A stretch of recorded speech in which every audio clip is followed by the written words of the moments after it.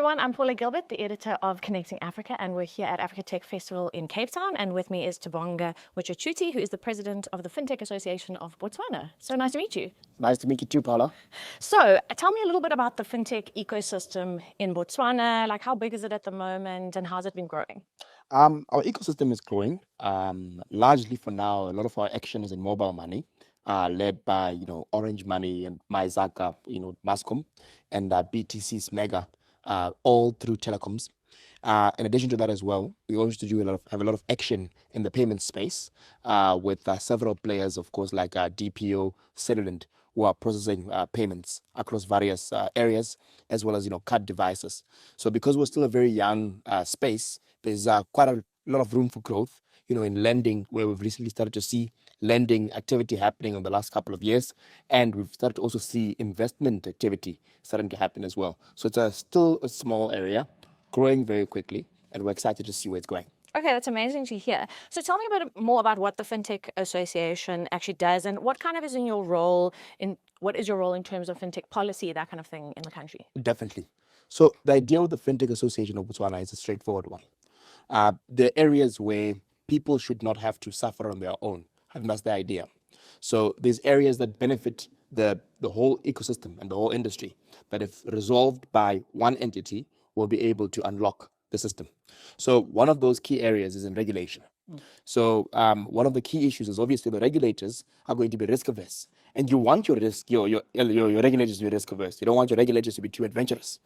So what we're doing now as the ecosystem, or as the association, our role is now to sit now with industry and work now with regulators to allow them to be able to have the right tools to regulate these players, as well as to not keep it too restrictive for them. In addition to that as well, we're addressing some of the key problems that we all face in the industry. So one of those key problems now is in terms of talent and skills. There's not enough skills, to be able to do the work that needs to be done. I think Africa-wide, really. And what we've done is we're working with universities to dictate, and this is, we're negotiating here, to dictate, how exactly, we should go with curriculum to be able to make sure that we have enough skills for our industry. In addition to that as well, there is also the problem of developer toolkits, because for you to be able to build fast, you need to be able to have developer tools that work. So we've partnered with several global partners now to be able to provide toolkits that enable our developers to be able to develop solutions much faster. So ultimately, bringing all these key elements together will allow us to be able to build the ecosystem, to be stronger. Very interesting. I mean, skills is always an issue. You've spoken about some of the other challenges. What are other key challenges that the fintech startups are actually facing? Is it to do with funding, or what are the challenges? Yeah, so currently, a lot of our action is with the larger players more than the startups. Okay. And this is very deliberate, because a lot of the smaller players are really struggling to penetrate past development. So they'll develop a very cool technology, but they don't have the distribution and the commercials to be able to get it into the market.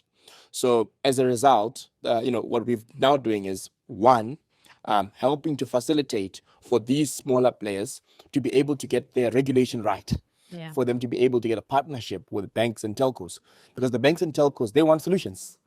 They want to be able to make more money for themselves, but they can't partner with a startup that doesn't have the governance frameworks, that doesn't have the regulation done, and we're assisting those startups now to be able to get that done. Yeah. In addition to that as well, capital is a very big one. Now, we were about 2.7 million people in Botswana. It's very difficult to justify a seed investment in a country with about 2.7 million people. But if you are in that country and you can prove a concept that it works for there, you can be able to now then look for investment to scale across the continent. And so what we're doing now is working with these startups and giving them the right sandboxes for them to be able to now build solutions, partner for distribution with these larger giants, and then have a strong use case and proof case that can allow them to be able to raise further financing to be able to go and grow bigger. Yeah. And that's the kind of role we're taking. Yeah, because we see a lot of the time, for fintech especially, a lot of the money is going to Nigeria, funding, a lot is going to South Africa, maybe Egypt, Kenya. Yeah. So how difficult is it for small markets like Botswana to kind of get on the radar of investors, like you say, for solutions that could be scalable? Exactly. I mean, look, you look at fintech, it's a volumes game, right? For example, you don't make millions of dollars taking 3% off of transactions for 2.7 million people. Yeah. So the business case itself is very difficult, to make. However, the benefit of a smaller market like us is that one can be able to actually build very quickly, work with very, very friendly regulators, by the way, and then be able to prove the case for that technology and then scale it across the whole of Africa. Because the good thing about Botswana is that we're friendly with everybody. So as a result, we're able to then now incubate that startup when it starts, get it to a ready, place to scale. And then when it's ready to scale, then it can be able to go and fly. Yeah. And then what's your take on kind of AI coming into the fintech industry? Are we seeing that starting in Botswana? Is it kind of a risk, or do you see a lot of opportunity with incorporating AI? Look, obviously it's a mixed bag. There's risk and opportunity. And I think we shouldn't be afraid of risk. We need to embrace it and actually go ahead and forge ahead as an industry. So first, I mean, we're seeing a lot of AI action in the fintech space in Botswana. Firstly with fraud, because we've had a scams problem for a while. The last couple of years, and I'm sure everybody else has had that.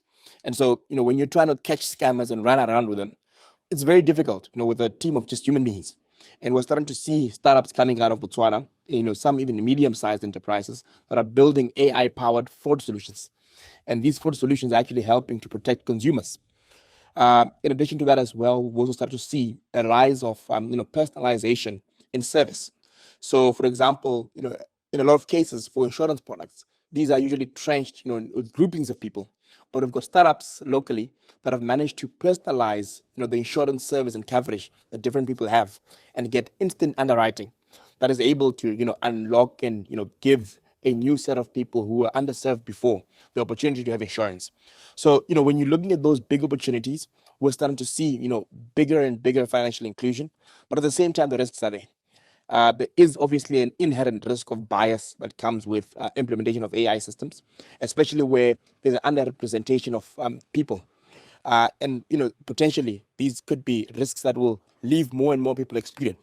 But of course, as an industry party, we're working very hard to make sure that one, there's the right level of governance to make sure that these are built well, and there's the right level of ethics that are practiced by the different models that we want.